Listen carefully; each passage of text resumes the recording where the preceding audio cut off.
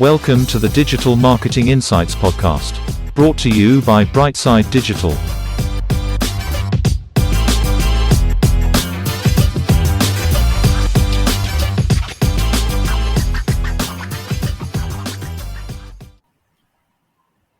Hi everyone, welcome to the show. I'm delighted to say today we have Paul with us. Paul's a marketing director. Paul, how are you doing? I'm very good, Tom. How are you doing?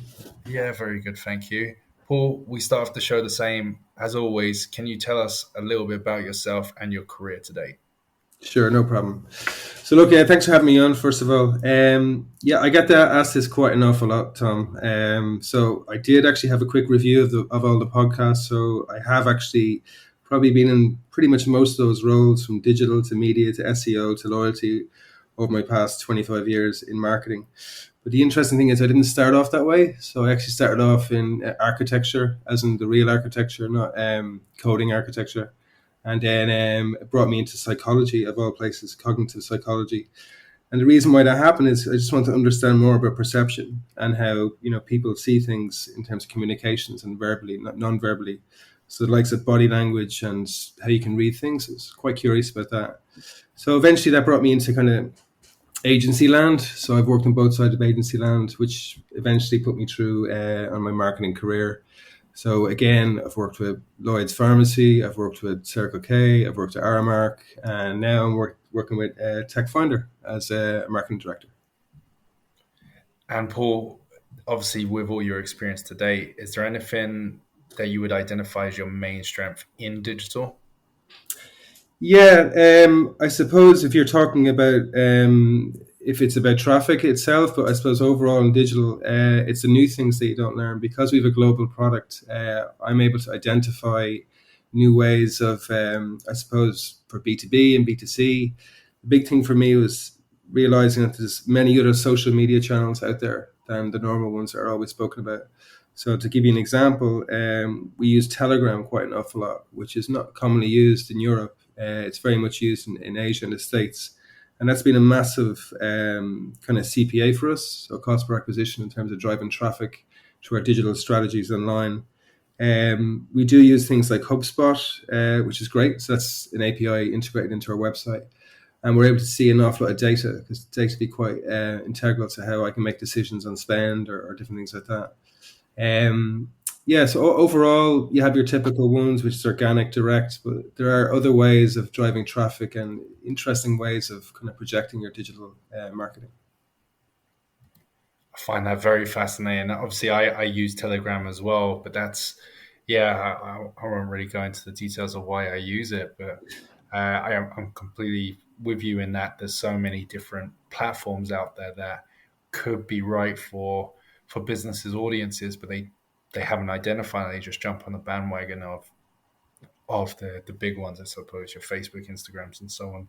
Yeah, it depends on your locations, I suppose. I mean, we're in 148 countries worldwide, so we can kind of see, which forms of digital is working the best. So if it's actually PR, if it's above the line, below the line, digital, if it is social media, if it's SEO. So we can kind of see which areas of which countries, for example. So say Northern India would be very, very different to Southern India in terms of the likes of Snapchat and the likes of Instagram. But then again, in the likes of Norway and Sweden, it's very much about a direct kind of PR physical presence as well. And obviously you're kind of talking about different audiences and different platforms and habits that different countries and cultures have. But do you find you have a good analytical mind that can identify these opportunities? And is that what you present a lot of the time, is saying, okay, we'll change our strategy for this country or place? Yeah, absolutely. I mean, that's kind of, it's one of the key software pieces I use for myself and my role as head of. So I would kind of look at the macroeconomics of an awful lot of things. So identifying new entries to market and new ways of kind of penetrating the brand, to look at identifying our competitors. So, for example, we use HubSpot, as I mentioned, and Google Analytics. And we've built our own dashboard in Tableau. So every day I can see how the sales are coming in, where there's new B2C registrations coming in. So what I'm able to do is identify, for example, this week alone, we identified Nigeria as being a new core area for us to focus our marketing on for the next month. And I'm able to see that through, analytics, analysis, but also an awful lot of the social media APIs that come in and tell us what kind of people we'll be dealing with. I suppose the biggest thing for me, and I think a lot of people don't know about this, Tom, is that the simple thing called Notes, which I use on Apple, are probably the biggest tool, most important tool to me, away from analytics. And the reason why is that when you're on your laptop like today, and you realize some things that come in through emails, you put little notes in your notepad on Apple, but then that's linked straight back to your phone. So when you're actually in transit, you can pick up where you took off from on your phone and actually put in some new points in as well. Brilliant. So you've kind of hacked a way of working on the go, as well as when you're present in an office or so on. Do you find you mentioned HubSpot there, which has come up a good few times, and there's obviously different variants of HubSpot and integrations. And how far do you go? Do you put in APIs of all your different social platforms? How do you use your HubSpot? Yeah, so HubSpot is mainly used for, I suppose, sales and marketing, but you can use it for support tickets as well. So what we do, we integrate not everything, because if I'm honest with you, when you actually integrate every API known into your system, it devalues the value of your product in terms of investors and things like that. So what you need to do is actually keep it around 15%, your product to be linked to API. So specifically in HubSpot, we use it for sales professional. So what would happen is that we would see the lead generation coming in, and we'd see performance marketing and how that affects different characteristics and decision making in our sales funnel. And at the same time, we can track and actually post out social media content at the same time as well. Brilliant. And away from HubSpot, and I think you've touched on a couple of other softwares already, but is there any softwares that you use personally that are go-to help you either make strategies, identify different areas, or seeing how your team's doing? Yeah, I suppose Teams itself has become hugely advantageous for us because it's the breakouts, because we do an awful lot of interviews, so I'm constantly hiring people.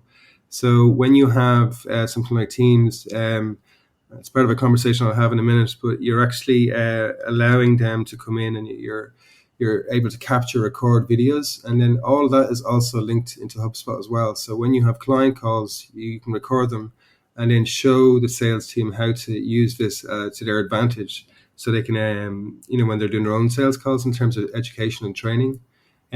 Outside of Teams and the usual HubSpot and things like that, we do use social media channels just to look at the value of a customer. So in terms of the customer retention value. So what will happen with things like that is that we can see the cloud. They're kind of like cloud scores. So you can see a scoring mechanism based on a sector someone's in, based on the seniority of a person who's in, based on the years of experience, and based on the skill level as well. And what we do is we segment our audience in such a way that we can provide positives or negative scoring, which will then alleviate from MQLs into SQLs. Where the locations are from, the seniority of the person, and then if they have a social media channel, that links back to the sentiment. So at the moment, we have an 82% positive sentiment and 18% neutral sentiment. So what's important to me is to have no negative sentiment, and all of that is provided like a cloud score. How do you work with a negative sentiment? Do you reach out and try and get that removed, or you have to accept it and try and eventually check it out? No, we live in a world, Tom, where Google reviews, and there are reviews everywhere. So it's quite a difficult space to be in, because you need to be constantly protective, which I am, of the brand that basically I started up with our CEO around 3 years ago. And so I would constantly review our different Google My Businesses to make sure that the speed of response is accurate, and at the same time, I'm quite protective in terms of people, how to use our brand. So our brand guidelines have been built. So if there's people who are using our brand to promote internally, and also if any of our agencies are using it, we need to be sure that our brand has a positive sentiment and actually means something more than just an identity. Really well said. And Paul, just to focus on yourself for a second, is there any areas you're looking to upskill into or further improve, and why? Yeah, so as I said, my background's kind of in psychology and architecture, and oddly enough, the biggest thing I suppose I've stayed away from to an extent is practical coding. And the reason why all of a sudden this has become more important to me since January this year is that we rely heavily on our development team, which consists of around 80 people. So what I'd like to do is, because we have integrated APIs, you can do an awful lot of your CMS yourself. But for the extra kind of inspirational pages that you want to have, for example, splash pages and things like that, I think it's necessary for the marketing team to kind of upskill themselves, especially me, in how to use the practicalities of coding, which in turn will reduce, the amount of the amount of memory that's been used in our different data centers, which kind of leads me onto my favorite topic, which is sustainability. Brilliant. Yeah, well, let's talk about sustainability. Obviously, we've spoken about this before, but how do you see digital and the future of sustainability in digital? Yeah, so this is a topic, if I'm honest, I may well get in trouble for this, but a lot of marketeers talk about sustainability. A lot of business owners talk about sustainability as part of their CSR message. I'd be quite practical about this in saying that, marketing and sustainability are two words that you commonly don't see that often, because in order to market a product, you generally, you do the physical route of it. If it's actually a physical product, which, you're kind of reliant on non-sustainable products. But what I mean by this is not about the packaging, and I don't mean about in terms of just more and more social media, and I don't mean more and more in terms of actually not physically meeting people. You should be doing videos. What I mean is actually building code that can be recycled. So if I can just explain that a bit more. So at the moment, I said in practice last November that we would push forward with our coding with our team, but that the coding can be reused when we bring our apps this year. And initially, there's a lot of discussions with our CTO and the overall leadership team. But my point was that, you're using up more data houses in all our different locations across the world. And why can't we actually have this ready to preempt what we're going to be building? So essentially what I've done now is that we're 2 months ahead of where you would normally be when you're bringing out apps for the Android or iOS market. And having that sustainable coding built already reduces the amount of memory and reduces the amount of speed time from people who are using your products. But to me, it actually removes the uncertainty of how much energy you use up as well. That's incredible. So, can you help for me to understand how you can go about setting up a kind of roadmap to develop your code in a certain way that it will quickly it will transfer over to iOS and Android's kind of applications, and how is it when you say that, is it the build of the page or the different versions of the site that then by doing that it's going to be at app standards from the off? Okay, so I'll answer it in two ways. One is that in order to get quality coding done in such a way that it can be, I suppose, tangimental, that you can use it for different things, you need to have upcoming skills and upcoming talent. And ironically, an awful lot of the youth that we're trying to hire at the moment are very much interested in sustainability. And it is one of their foremost ideologies that they want to get into. So when you hire a younger generation who are heavily active and about the environment and social responsibility, they are the ones who will make the effort, more of an effort, and the passion to actually, I suppose, split your code in such a way that will be more better for the planet. But also, the advancements that they are bringing to our company alone are allowing us to realize that we can actually build platforms by not having to redo all the code again. We have a system in place that I probably can't go into at the moment, but that we can actually afford to get things done an awful lot quicker, and for less of the cost and less of the data being used. That's incredible. That's incredible. Um, and Paul, do you want to add anything else to that? How you mentioned you spend a lot of time hiring, but Yeah. how do you identify talent that would have these kind of values, and how do you know that they're going to come in and push on your business to that kind of point? Yeah, so I actually go out of my way, Tom, to do every second round interview with anyone that's been hired for the company. And I kind of pushed that from the start when I joined the company. And the reason why is because of my background in psychology. It's to be able to, usually when you interview people, you have their resume in front of you, you have the video call, or if they are physically in front of you, and then you have their LinkedIn profile more than likely. So what's always been important to me, and it is best practice, and I get all my teams to use the same practice, is that it's about matching. So does the person you're speaking to match that CV? Does the person you're speaking to match that profile that you're reviewing? Or is the key thing, is it about skills? Is it about experience? Or is it about trust and realizing that someone actually has that unbelievable passion that comes from their body language, that they're able to see and they're able to focus on what's really, really important for you, but also what's really, really important to them. So most of my questions, and I usually ask the same 9 questions, is it's more geared towards them. What do they want out of this position? What are they looking for? How can they make an impact? What's been done wrong? So I'm nearly interviewing them to learn more about myself and learn more about my product. Yeah, really well said. Lastly, Paul, we always ask everyone on the show if you could bottle up one personality trait that you have that you think would be you could pass on to others, that you think would be a good idea to pass on to others, what would it be? The greatest trait you can get and pass on to others, and if you can master it, it's something that you can't learn in college. It's not something that you do a PhD in. It's not something that you buy. It's called focus, and it is the hardest thing. Let me tell you, for any director, any junior, anybody, because you have so many opportunities to do other things, but you have to say to yourself, that is such a great idea, and that is such a thing I need to do. I need to hire that. I need to enter into that country. I need to do a tour in South America, which we're doing next year. But actually, at this moment in time, I need to focus on getting this project completed. And what I mean by focus is that you and your team are focused on what needs to be done. And that's really, really a really difficult thing to do in every walks of life, not just in marketing.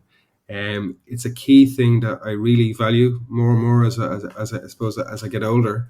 And it's not about reading books; it's just practice. So if you practice what you preach in such a way that you actually push focus on, and that comes from the top down. Sometimes you can push focus to the teams that work for you, but what I actually push more is to the CEO and the CFO and people in my companies to push on with focus. Yeah. Yeah, especially, I suppose one of the skills in someone in your position is to remind a CFO or a CEO or whoever is working with yourself. You have to work out a way of reminding them, okay, that's great if they see something new or want to push on another area, but to, like you say, focus, finish off projects, execute in a timely manner, but correctly, not rushed, doing it effectively, and then working on the next project. So, yeah, I find a lot of businesses, they can try and do several things at the same time, and actually, at Mm-hmm. the end is it's just there's no direction, there's no focus in any area. It just turns into a place of you're just getting by every week on week, in different I areas, know, but it's yeah. not. Well, it's kind of it goes back to the 2 simple pillars in marketing, which is either tactical or it's strategic. It's tactical is something that is just a decision made there and then based on a feeling, a gut. Strategic is something that you have to get to, and you need to focus on that. And we have a system in work called P1s and P2s and T1s and T2s. So like priority ones, priority twos, tier ones and tier twos. So what I ask of all my teams is that you have to have a T1 for every quarter that you have to do, and every week you have to have a P1 and have that completed by the week. So it kind of sets a hierarchy on what needs to be done and helps people focus on what the important things are. That's brilliant. Honestly, Paul, I could talk all day to you, but that's it. That's the end of the show. What a great episode, and thank you so much for being on. You're very welcome, Tom.